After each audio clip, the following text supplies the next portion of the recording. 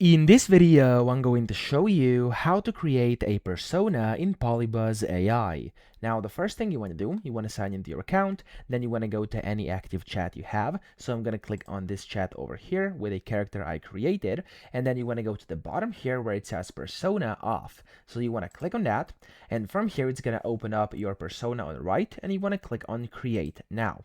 Now, whenever you do this, you can of course create your persona, and then here you can of course give it a name. So I'm just going to type in where it says how should the character address you. I'm going to type in instant how to, which is the name of the channel you're watching right now. Then the gender is going to be male, and of course over here you can go ahead and type in your description. Okay, so for example, I'm going to just type in we used to make videos for YouTube together. Okay, there we go, together. Oops, apparently I can't type. There we go. And then here you can of course set this as a default persona as well if you want to, which I'm going to do. Press on confirm and click on save. Now whenever you do this, as you can see, this is now your persona. You can click on create a new one if you want to, or you can go and delete or edit the current one as well. Okay, so that's how to create a persona in Polybuzz AI. I hope this video helped you out. If it did, please subscribe to the channel and help me out as well.